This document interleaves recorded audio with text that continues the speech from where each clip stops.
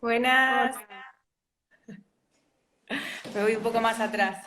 Hola Nan. hola, ¿cómo andan? ¿Cómo andan todos? Yo digo cómo andan como vengo de Sí, una sí. clase y estoy como en plan grupal. ¿Cómo andan todos? Saludos generales. Saludos generales, qué lindo. Bien. Bueno, estaba un poco, ya que estoy me conecté primero haciendo el agradecimiento general bueno, a Analía y a todo el equipo del Rosa Galisteo. Eh, para nosotras, bueno, la incluyo a Ceci porque, bueno, es un placer Puesto. formar parte del museo de alguna manera. Bueno, tenemos como experiencias de trabajo en dos momentos distintos con el museo, pero a la vez, en mi caso, bueno, una gran admiradora del museo desde hace muchos años, a partir de visitar el museo, bueno, la colección, ¿no? Yo me acuerdo de ir en el año 2011, así que bueno, es un placer formar parte de esto y también un placer charlar con Cecilia sobre algunas cuestiones que, bueno, que estamos discutiendo en los últimos tiempos con bastante frecuencia por nuestros trabajos. Así que Claro. bueno, Bueno, por mi parte también, un gusto estar acá en esta conversación con Nancy, eh, compañera de trabajo y bueno, que estamos, por suerte estamos como acostumbradas también a trabajar juntas y hay algo ahí del diálogo que ya está instalado entre nosotras. Pero bueno, está buenísimo también compartir, ¿no? Todo ese backstage de ideas que aparecen cuando uno trabaja con otro. Y bueno, y contentísimas de estar acá con el Rosa Galisteo, un museo al que queremos mucho. bueno. Bueno, una primera cuestión que íbamos a tocar como tema en común también y como de las charlas que tuvimos previas a este encuentro, tienen que ver bueno, con una idea de museo, ¿no? Que nos atraviesa, obviamente, a partir de teletransportarnos al museo a partir de esta red de Instagram, pero cómo aparece en el museo la idea de salón, ¿no? De salón nacional. Cecilia el año pasado ganó el premio del Salón de Mayo, el primer premio del Salón de Mayo, con una pieza que se llama Manifiesto. Y bueno, vamos a charlar un poco primero sobre eso, más sobre esa situación, ¿no? Como de los salones en el presente, muy breve, y después, bueno, la idea era como directamente abordar esta pieza en la que, bueno, de alguna manera estuvimos como trabajando en conjunto en una exposición en el Museo Julio Marc también el año pasado. Así que, bueno, si querés contar experiencia en el pasado. Espera que no te escuché bien, Nan. ¿Vos me escuchás bien? Sí, yo te escucho. Decímelo, contámelo lo último que dijiste. No, un poco que cuentes un poco tu experiencia en el salón el año pasado y bueno, que vayamos charlando sobre eso, ¿no? Para entrar en este Bien, tema de los bien. salones y museos en el siglo XXI. Y claro, un poco en una conversación ahí previa que tuvimos ahí hablando de los ítems de la charla, nos preguntábamos un poco el lugar del salón en la actualidad, ¿no? Y entonces, bueno, yo me quedé pensando en esta idea y, y pensaba pensaba por un lado que siempre el salón había sido el modo en que los museos adquieren obra, pero también una plataforma de legitimación de los artistas muy establecida, ¿no? Y yo me preguntaba si hoy realmente un salón es una plataforma de legitimación. Hoy que, digamos, hay múltiples plataformas de legitimación de los artistas, pero me quedaba pensando y justamente eso siempre que hay convocatorias de los salones, esto no solo en el Rosa, sino por nuestra experiencia en trabajar en el Castañino Macro, se presentan un montón de artistas, ¿no? O sea, las convocatorias siguen siendo muy altas, entonces, bueno, hay como, entonces hay necesidad del salón, ¿no? Digo, en función de la cantidad de artistas que convocan. Eh, y pensaba que un salón también es entrar en diálogo con una colección. Y en ese punto me parecía interesante sostener la vigencia del salón. O sea, uno también entra en sus propias contradicciones, ¿no? Porque por un momento podría parecer un formato antiguo, ¿no? El salón. Pero sin embargo me puse a pensar, porque el Rosa Galisteo es un museo que de pronto en esta muestra, que no me acuerdo el nombre, ¿te acordás, Nancy, el nombre de la muestra esta enorme que hizo el Rosa cuando sacó todo su acervo a las salas? Ahí nos va a ayudar Analía, Museo Tomado, ¿no? He tomado. Sí, esa. O sea, cuando entrabas al museo y veías todo ese acervo, era realmente impactante, ¿no?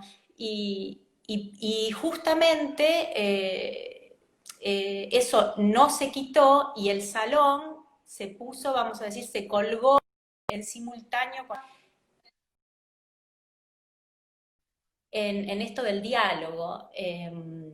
Y que cómo pensar no es lo nuevo que está dialogando con lo antiguo, eh, sino pensaba como que lo antiguo como aquello que vuelve,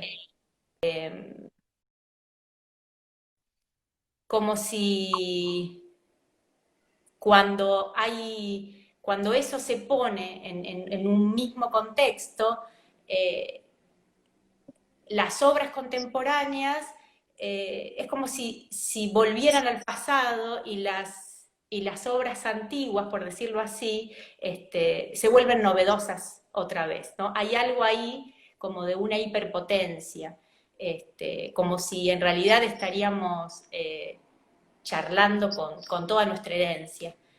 Y me pareció interesante entonces, desde ese lugar, sostener como la vigencia de los salones. No sé, Nancy, ¿qué pensás?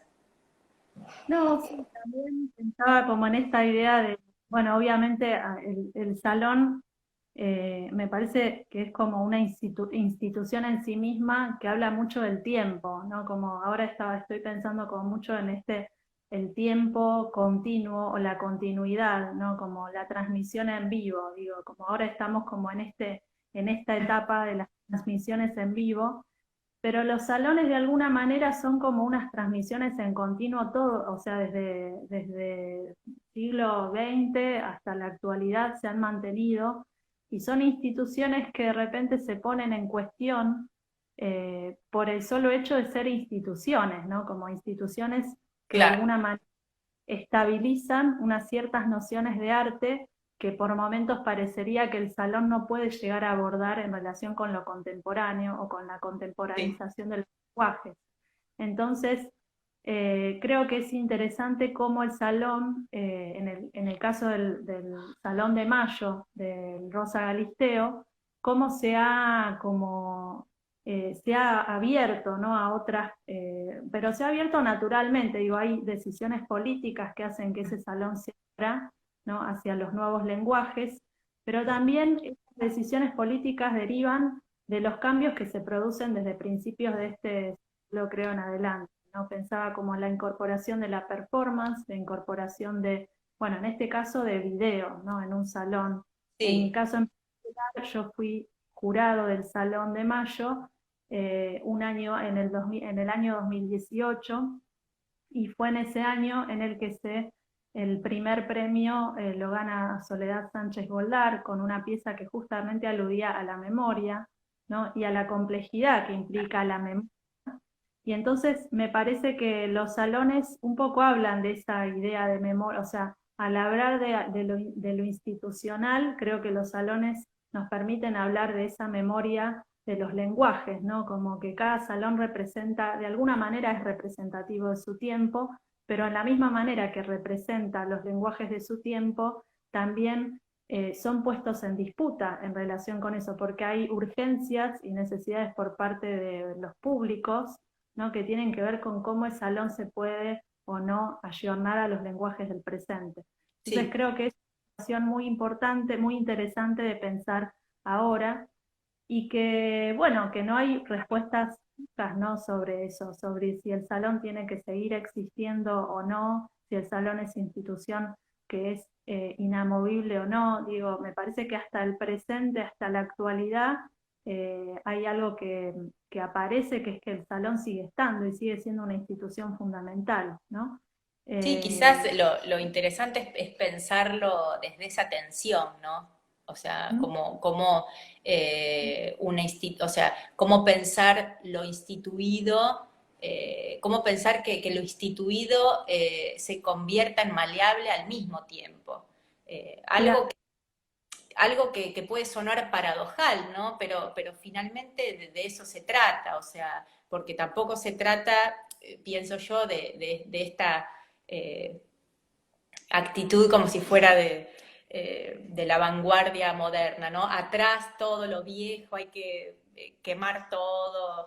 eh, no, finalmente, y tampoco pienso que hay como, bueno, hablamos sobre la palabra ayornarse, ¿no? Como esta idea de adaptarse a lo nuevo, y en realidad no creo que tenga que ver con ayornarse, sino es como la idea de una estructura flexible, ¿no? O sea, son como figuras paradojales, ¿no? Pero me gusta pensar en la idea de las estructuras flexibles. Eh, bueno, realmente. y Bueno, no, que algo de eso me resuena, digo, esto que veníamos hablando sobre la posibilidad que tienen, porque también es una posibilidad para las obras contemporáneas conversar con obras del patrimonio, ¿no? Digo, como oportunidad pienso en nuestra experiencia en el MARC, eh, pienso cómo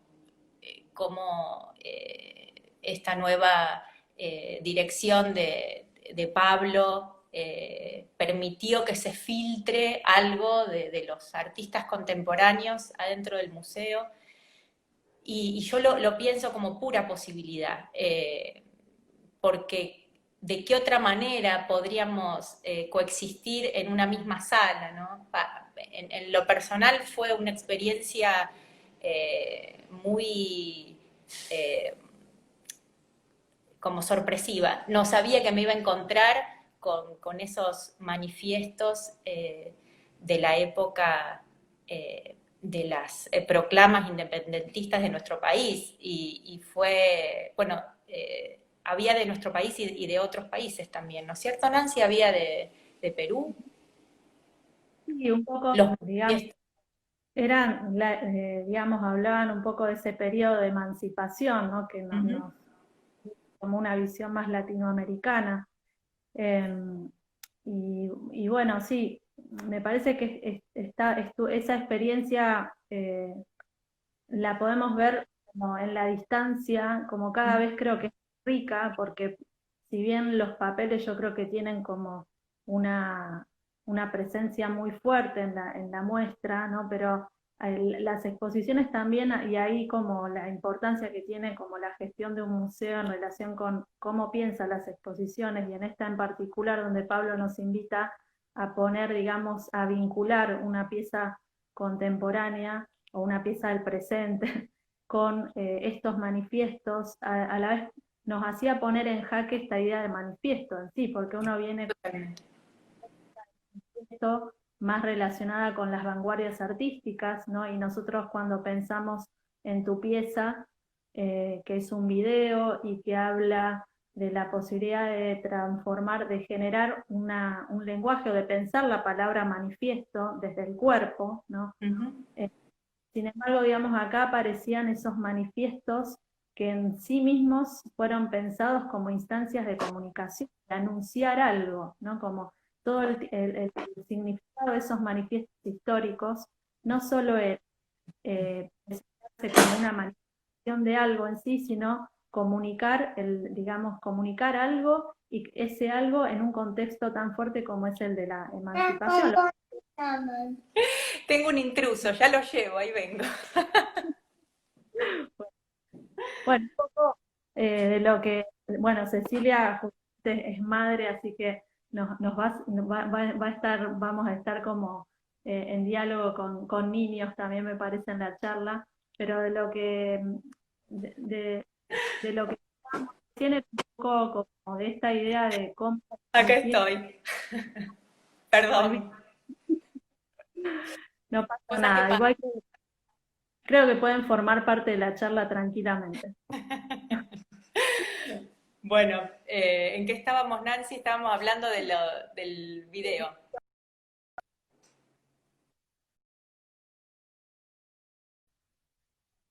WhatsApp, así que por eso me ven medio congelada. No, un poco de los manifiestos, cómo se resignifica la palabra manifiesto, ¿no? En el pasado y cómo la podemos resignificar en el presente. Y la palabra es fundamental en este caso, como, bueno, a partir de ahí estaría bueno que conversemos un poco de tu pieza en particular, ¿no? Porque para la gente que por ahí no la vio o que no sabe de qué estamos hablando, ¿no? Que es una pieza bueno, que ganó el primer premio que está fue adquirida por el Museo Rosa Galisteo a partir del Salón de Mayo, pero sin embargo, como tiene unas características muy particulares y que inclusive podemos poner en relación, como digo, incluso retomando esta idea de manifiesto, como en relación con el presente, con lo que vivimos ahora a nivel, digamos, incluso corporal, ¿no? Como esta idea de cuerpo que vamos a abordar desde lo pedagógico más hacia el final, o sea, cómo Sí. pensar pedagogías del cuerpo, y creo que la pedagogía tiene que ver con esta idea de transferencia de conocimientos, o sea, de transmitir, ¿no?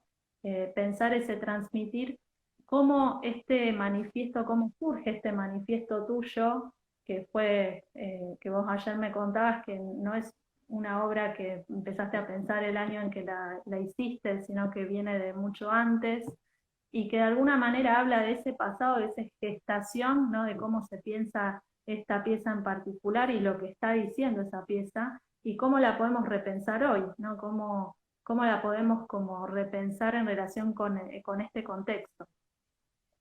Claro, eso un poco habíamos estado conversando. La pieza surge en relación, bueno, un poco mi trabajo siempre rondo ahí en el interés sobre volver sobre los géneros clásicos, ¿no? Este, hay un interés fuerte en lo que hago de volver a interesarme por estos géneros, por preguntarme por qué perduran tanto las naturalezas muertas,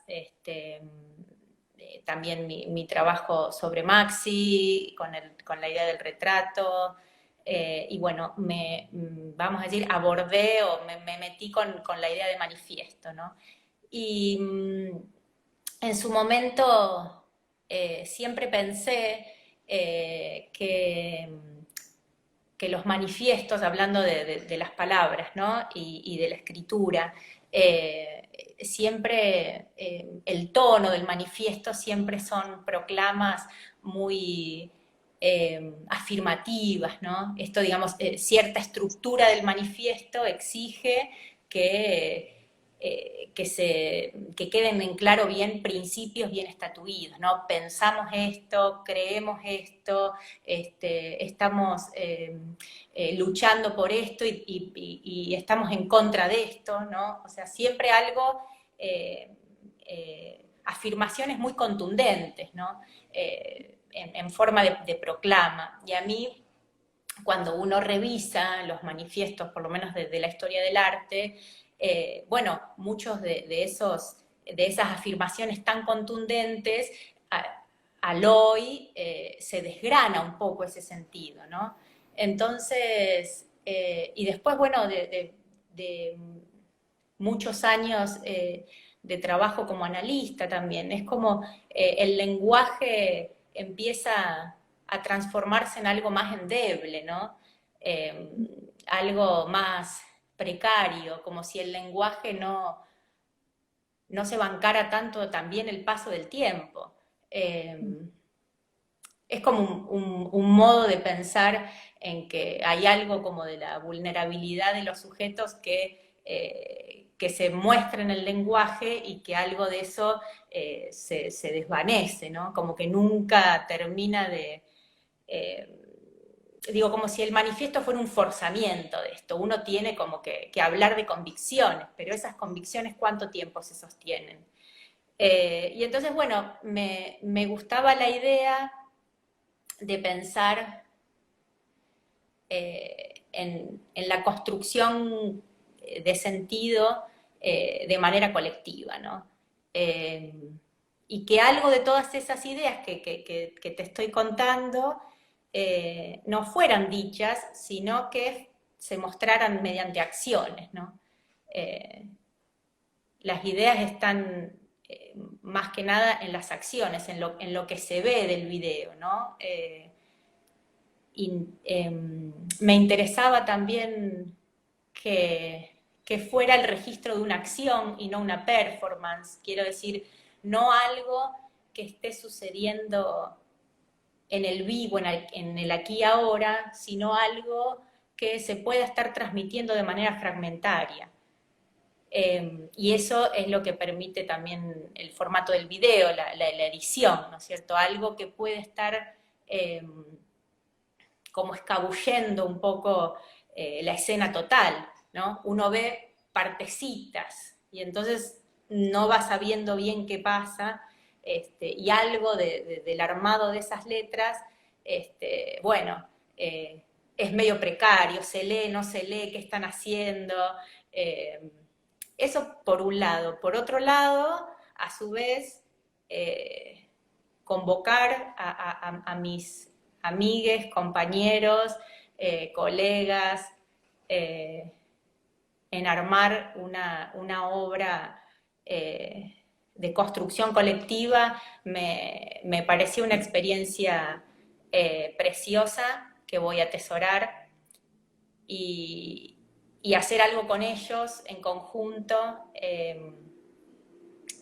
Creo bueno, que trasciende la idea de la obra. Me parece, hoy pensaba que había algo finalmente del documento, ¿no? Transmite un poco esa pieza, es como esta idea de la red o de la reproducción, ¿no? Como todo el tiempo la prueba, el error, ¿no? En la Claro. construcción de letras, siendo un poco spoiler de lo que se ve en la obra.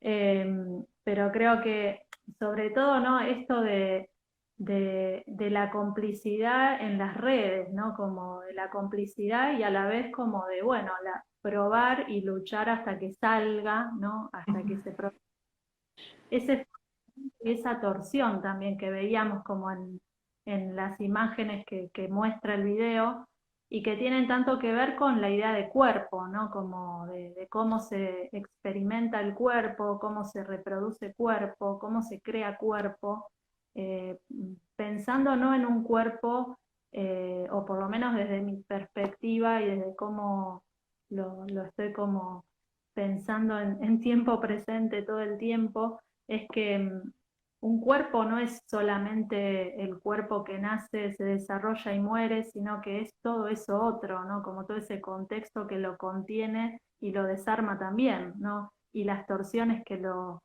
van modificando. Y ahí me parece que la pieza es muy interesante de visualizar en ese sentido, ¿no? Cómo se trabaja esa torsión, esas ideas, esa visualidad de mostrar el cuerpo representando una figura, un signo, eh, como una letra, pero que a la vez eso se diluye, o sea, de repente uno parece que está viendo una serie de acciones y una Claro. situación particular que es esto que vos transmitís, ¿no? Como la idea de el trabajo entre amigues, el trabajo entre colegas, y que no son cualquiera, o sea, colegas de cualquier lado, sino que son colegas que trabajan también en una escena artística, ¿no? Eso Sí. me parece importante de señalar, que son todas personas que trabajan entre el arte y la poesía o con el cuerpo mismo, ¿no? Como que está bueno señalar eso y pensar eso, ¿no? Ponernos a desglosar eso. Claro, y yo pensaba en esto, volviendo sobre estas ideas de las convicciones que puede estar, vamos a decir, mostrando un manifiesto, ¿no? Eh, que cuando escribimos, hay algo de la escritura, hay algo de las palabras que luego se vuelve autónomo eso, ¿no? Cuando uno se enfrenta con un texto y ese texto tiene determinada potencia, pareciera vivir por sus propios medios, ¿no? Como si hay algo justamente de ese cuerpo que pensó esas ideas y las plasmó, que queda totalmente diluido, borrado, ¿no? Pensaba como que hablábamos del cuerpo en escena, ¿no? Y pensaba en esta idea de que el cuerpo eh, viene a reponer eso que de alguna manera la escritura consolida, por así decir, o cristaliza, como si es como volver otra vez a, a que el cuerpo construya sentido, ¿no? Ujú.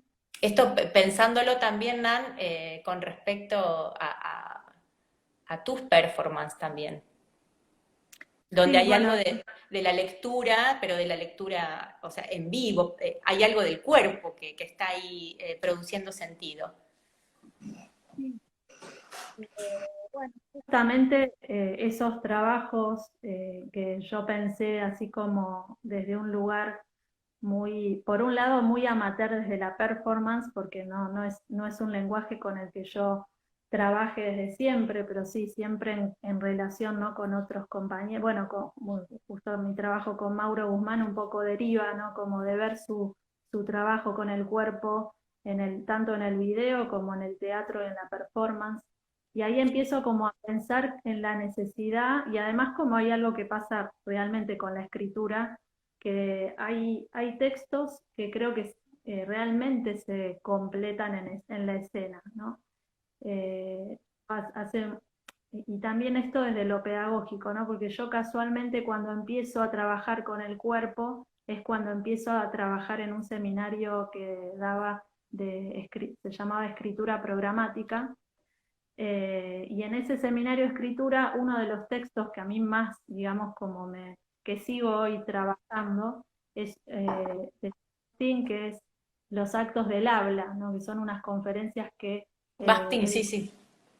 en los 50, y esos actos del habla que producen, ¿no? Producen un cambio en lesotres, ¿no? Como los actos del habla, no es lo mismo hablar y decir algo en un contexto o decirlo en otro, y cómo suena esa palabra, ¿no? Cuando es dicha, y qué modificaciones, o sea, y esto la lengua, digamos, de alguna manera en los desarrollos de los lenguajes, ¿no? Como se puede visualizar muy claramente hasta en el discurso político, digo, no es lo mismo decirlo de una manera y decirlo a ciertos espectadores, ¿no?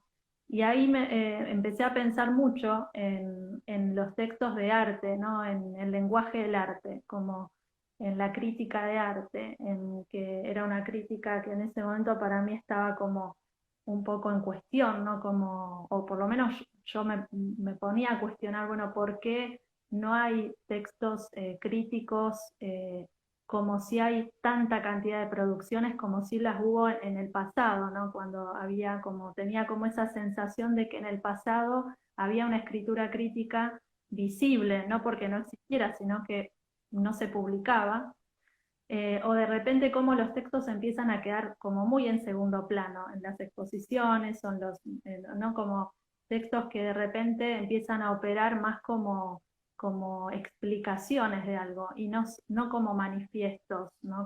Ajá. Entonces empiezo como a trabajar esta idea de la necesidad de poner el cuerpo para justamente para que ese texto tenga una voz, ¿no? Una voz muy particular y esa voz que genere cuerpo de sotres y generar una situación escénica, ¿no? Generar un espacio escénico, generar construcción escénica y que esa construcción escénica vaya como modificando incluso el propio lenguaje, ¿no? Como me parece que eso es lo más rico que tiene quizás en vivo, que de repente vos podés estar trabajando performativamente un texto, pero siempre va a ser diferente porque depende del contexto y cómo te posiciones en la escena y la relación que se establece con las personas que están en ese contexto y los cuerpos, los objetos, etcétera, genera una situación muy distinta.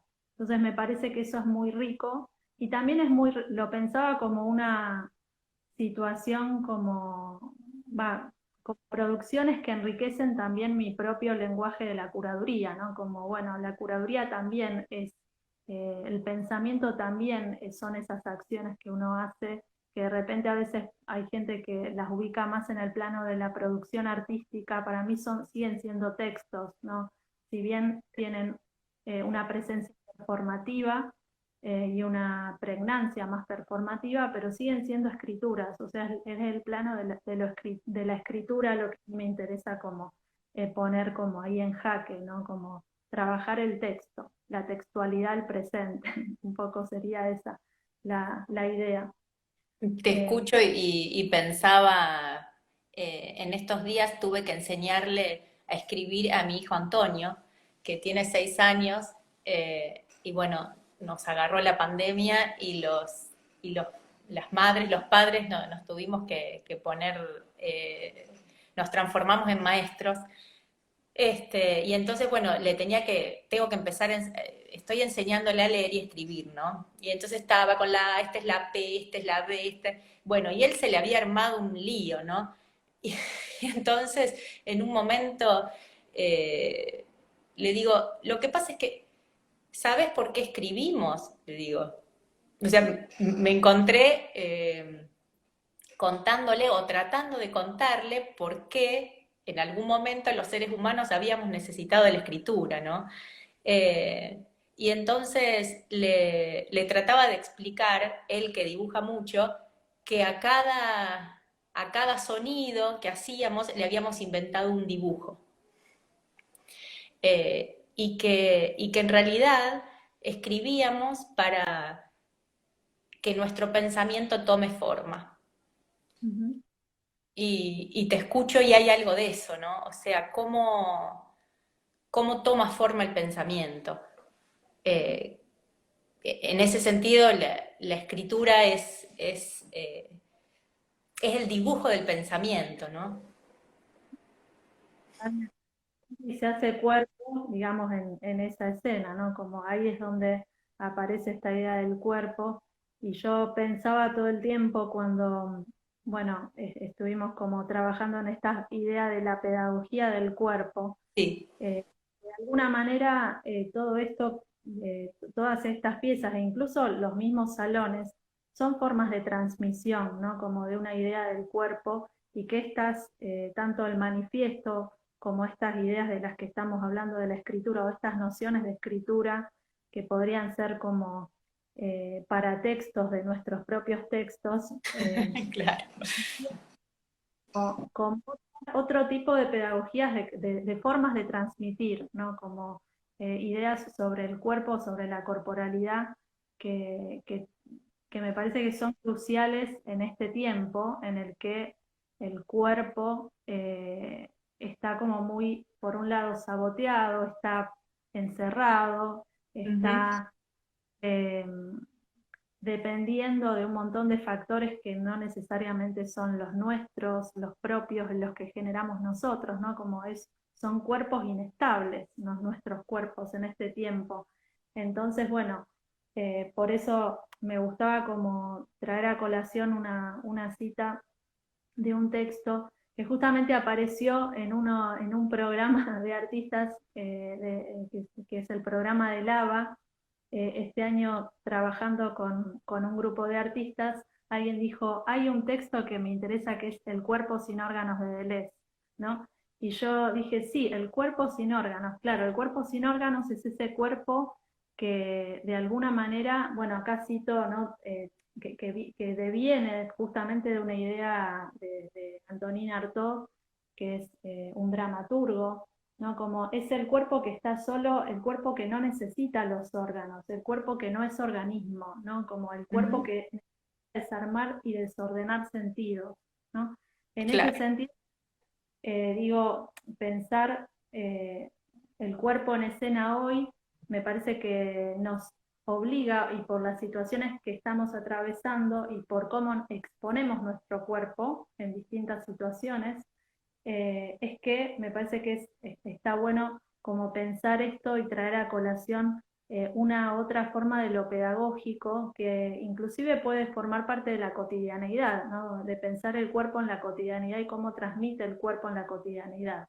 Más allá de que nosotros tenemos como una experiencia muy puntual de pensar esto específicamente, ¿no? Las pedagogías del cuerpo, a través de los programas de artistas y de un programa público como es Escuela Prestada en la Escuela Musto, y que bueno, desde el principio dijimos, bueno, vamos a traer a colación esto porque es una experiencia que nos atravesó físicamente, mentalmente, constructivamente y deconstructivamente también, ¿no? Como que es radical, ¿no? En nuestra forma, creo, de visualizar, de posicionarnos en presente y de pensar un programa que sea, que refiera a estos tiempos, que aporte también al cuerpo de participantes, a los artistas que iban a participar, que genere un aporte distinto, pero a la vez que me parece que que nos invitaba como a pensar en esta idea de programa de artistas, y ahí vos tenés como una experiencia que me parece que es interesante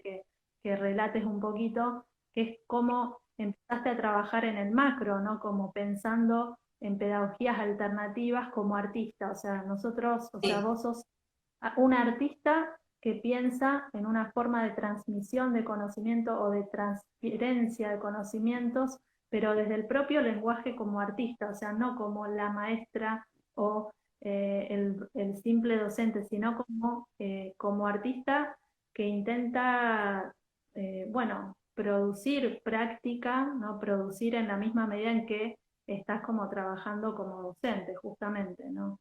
Claro, pensaba y leía algunas cositas, y encontré como una diferencia interesante una diferencia entre enseñar y transmitir, ¿no? Eh, y me pareció que tiene mucho que ver con cómo pensamos el programa, ¿no? Y decía que uno cuando enseña un contenido determinado, ¿no? O sea, se supone que alguien sabe un contenido, ese contenido se cede, se da, y la otra persona recibe este contenido. Y decía que en la transmisión, que fue un término muy vapuleado para determinadas ramas más antiguas de la pedagogía, pero que ahora retorna. Decía que la transmisión, que en la transmisión no se sabe bien qué es lo que se está transmitiendo y que hay algo en donde el maestro o el que está en posición de maestro no sabe bien qué está dando y, y el alumno o el que recibe esta transmisión tampoco sabe muy bien qué está recibiendo, pero algo de eso se filtra, como podríamos pensar en filtraciones, algo se filtra y después genera un efecto, ¿no? Y después se muestra de algún modo. Eso me gustaba pensarlo, porque hay algo ahí, no me acuerdo quién decía, sabemos que educar es imposible, pero aún así educamos. No me acuerdo quién decía eso, pero estaba bueno porque la educación en arte sigue siendo como una incógnita, ¿no? Pero está buena transitarla y meterse, ¿no? En esas especies como de contradicciones. Y bueno, sí, con Eugenia Calvo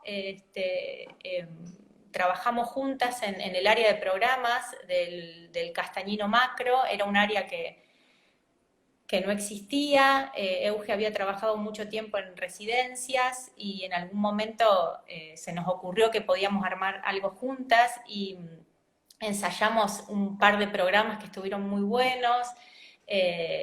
Voy a nombrar algunos como Puente Colgante, que hicimos 2 ediciones con alumnos de la universidad, de la Escuela de Bellas Artes.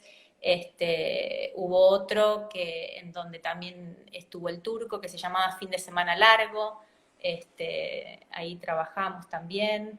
Después hubo otro que estuvo bueno, que se llamó Un Día, y ese era para docentes de todas las áreas. Podía ser de jardín, hubo docentes de escuelas rurales, universitarios, de primaria. O sea, era un programa para docentes de distintos ámbitos que quisieran justamente pasar un día haciendo alguna actividad en relación bueno, seguramente tomábamos el contenido de las muestras del museo. Bueno, y esas experiencias estuvieron muy buenas, así que cuando el Dani Andrino, nuestro gran director de la Escuela Musto, al cual queremos mucho, nos invitó, Nancy, a pensar un programa para artistas. Bueno, había algo de ese backup que yo podía estar aportando. Y lo interesante es que nos dio toda la libertad, ¿no? Eso hablábamos un poco el otro día, ¿no? O sea, cómo eh, justamente generar una confianza en los docentes, en que pueden estar pensando formatos no tradicionales y apostar por eso, ¿no? No Resulta que en la Escuela Musto tenemos docentes con muchísimas habilidades y una gran docente de la escuela, que es Mabel es maratonista. Y entonces, arquitecta y maratonista, y además de profesora de pintura y de serigrafía, o sea, las tiene todas, una genia Mabel. Pensábamos cómo capitalizar todo ese capital, ¿no?, que había en la escuela a nivel de infraestructura humana, por un lado, y a nivel de infraestructura edilicia, inclusive la cantidad de infraestructura como de maquinaria, de prensas, de ampliadoras, de tornos. Bueno, es como una gran usina la Musto. Entonces fue interesante cómo capitalizar eso. Y bueno, apareció la figura de Mabel muy fuertemente como para pensar que había eh, que tenía que haber algún eje del programa que esté atravesado fuertemente por el cuerpo en acción, ¿no?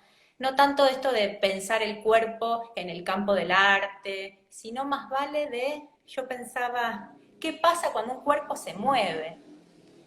Esa pregunta, ¿no? ¿Qué pasa cuando un cuerpo se mueve? Pasan un montón de cosas. Eh, y eso fue escuela prestada, ¿no?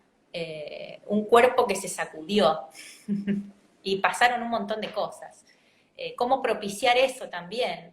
Es como decir, bueno, tiro esta propuesta y a ver propiciar que algo pase sin saber qué puede pasar. Eso creo que fue algo muy, bueno, nos tiramos todos un poco a la pileta.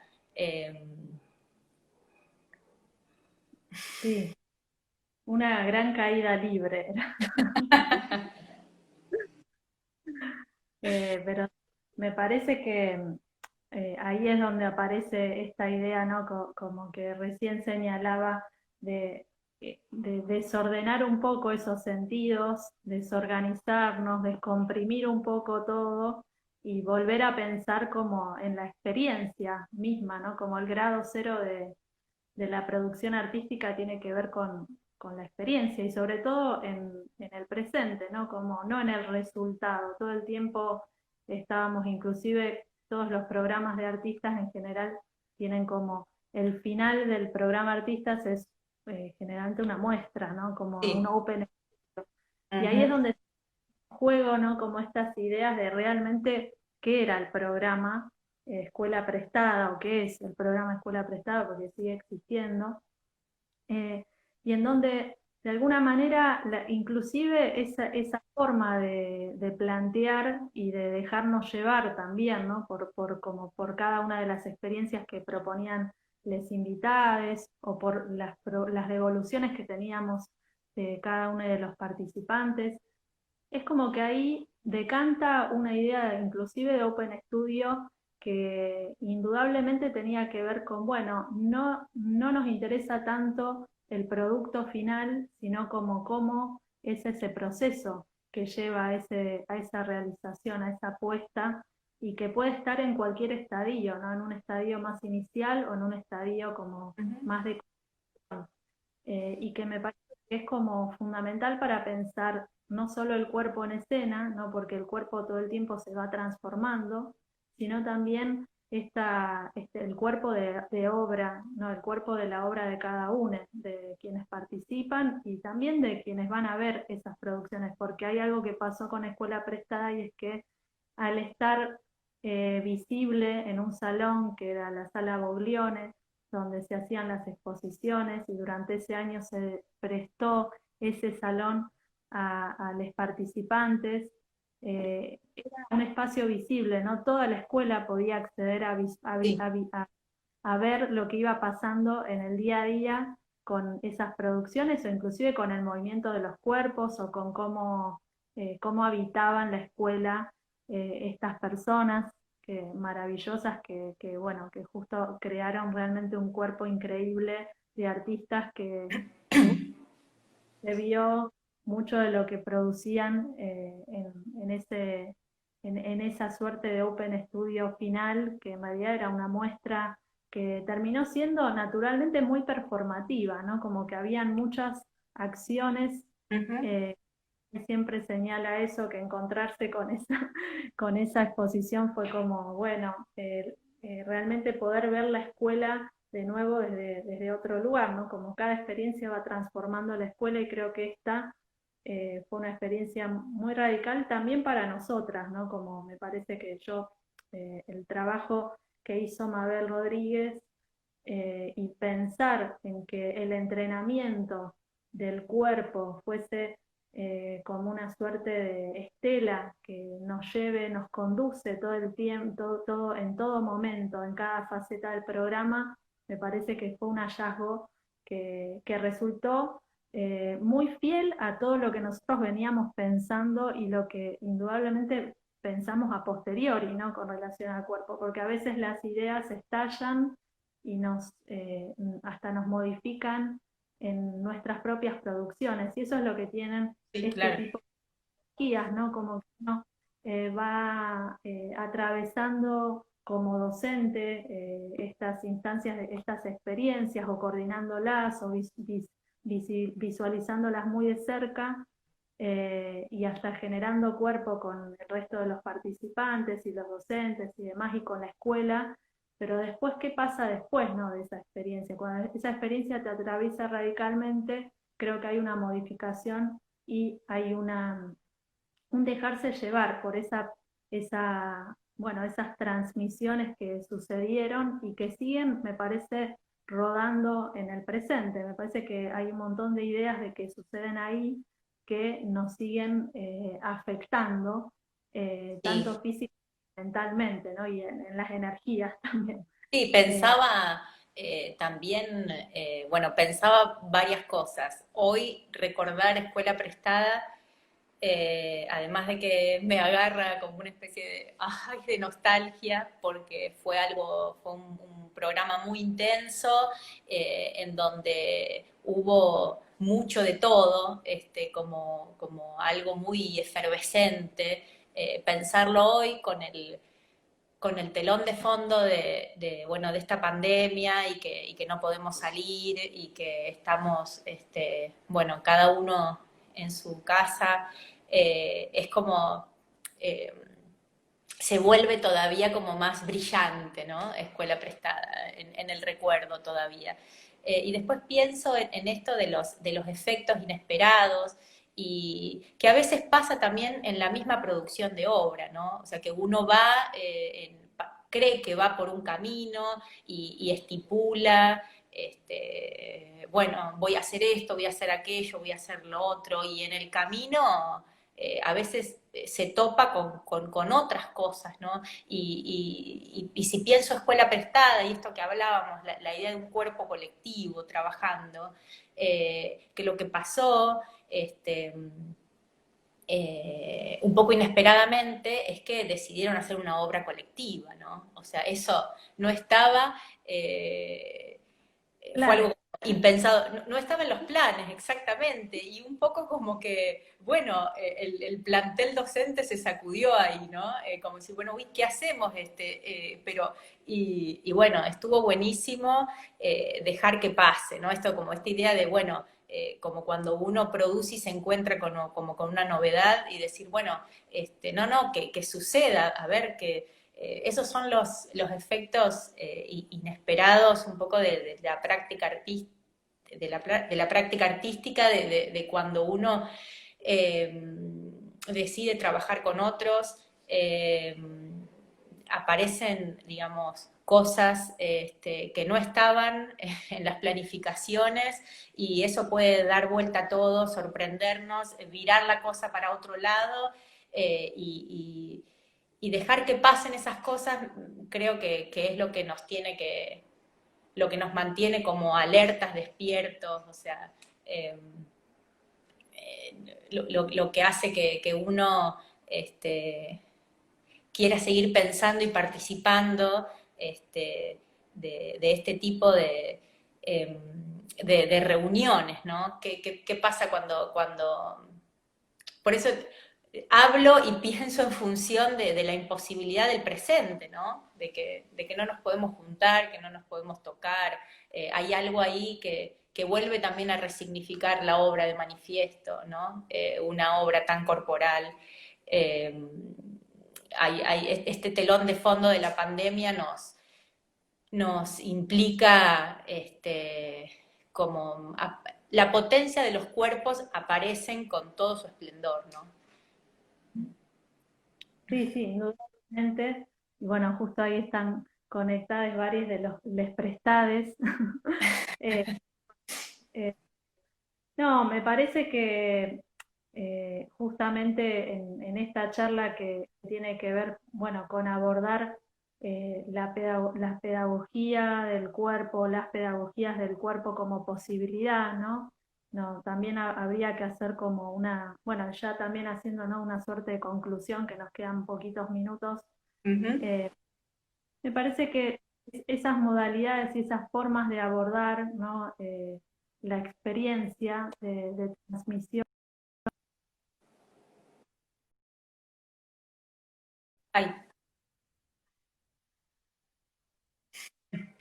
¿no?, que esas experiencias de abordaje también, como que ya inclusive institucionalmente se puede pensar las pedagogías del cuerpo, ¿no? Como pienso, estamos teletransportadas a un museo y estamos en internet, ¿no? Como que nuestra forma de comunicarnos ahora, nos producimos nuestro cuerpo en la medida en que nos estamos comunicando a través de un teléfono.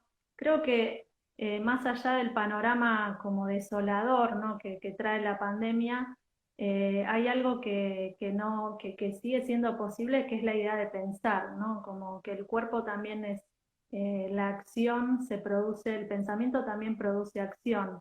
Y claro, total. la idea de pensar estas pedagogías, ¿no? No solo desde un programa de artistas, sino también desde los museos, desde cualquier instancia institucional e inclusive desde los salones, ¿no? Como pienso que estos tres esquemas sobre los que venimos charlando, incluyendo la obra en particular, ¿no? Manifiesto, creo que nos llevan a pensar en esas posibilidades y en eso, como en esa manera que tiene el cuerpo de rodar ahora, ¿no? Y que nos está obligando como, bueno, no a adaptarnos a una situación, sino a poder pensar nuevas modalidades de vivir y de seguir produciendo cuerpo en la medida en que estamos como en el presente, que seguimos comunicados, no sé, que lo veo desde Sí, ese... totalmente. Me parece que hay algo que siempre, en ese sentido, los seres humanos, vamos a decir, cuando algo está restringido, siempre aparece por otro lado alguna novedad y mucho más fuerte, ¿no? O sea, como que pensar en que también las restricciones generan potencia por otros lados. Y entonces la posibilidad de que estemos acá conversando en el marco de un museo, eso es buenísimo, ¿no? O sea, estamos cada una en su casa, pero en realidad estamos en el marco de un museo. Esta posibilidad de imaginar, creo que la pandemia nos tiene que dejar la posibilidad de imaginar. Totalmente, buenísimo. Me parece que es es una re linda conclusión como para no abordar esta situación solamente desde, bueno, desde cómo estamos viviendo o lo cotidiano de esta situación, sino como poder pensar más allá, más fuera de todo esto, que creo que el fuera de campo de los cuerpos forma parte del cuerpo, ¿no? De las pedagogías del cuerpo. Yo me quedo como con esa idea del el desorden en una primera instancia, desorganizar esa idea del organismo que tiene que ir a todas partes, inclusive pensando en esta esencia del capitalismo, ¿no? Como que está tan pregnante en el presente y que Sí, se viene que en este contexto, pero sobre todo pensar como, bueno, esas formas de desarticular y volver a articular nuevas modalidades. Y en esas modalidades como aparece esto de la imaginación, imaginar otros cuerpos, imaginar otras escenas, imaginar, bueno, lo que se venga, pero no solo adaptándose a la situación, ¿no? Como me claro, parece que es otra es otro el camino, ¿no? Que ahí me parece que estaba buena la palabra, no la palabra ayornarse, sino claro, por otro modo, ¿no? así es. Bueno, Qué bueno. nos Abrazo, Nancy. vemos. Un abrazo. Bueno, y un abrazo al Rosa Galisteo, eh, al Marc y abrazo a todos los amigos, compañeros que nos están escuchando. Este, podemos transmitir algo de la calidez humana acá. Y un abrazo enorme. Bueno, gracias Ceci y Bueno, gracias Nancy, a todos muchas quienes se gracias. conectan. Y bueno, nos veremos prontito, o o bueno, en la calle o en un museo, esperemos que en un museo o en la escuela. Buena escuela. Bueno, nada, seguimos conectadas. Bueno, Nos vemos. un abrazo a Besote. todos. Adiós.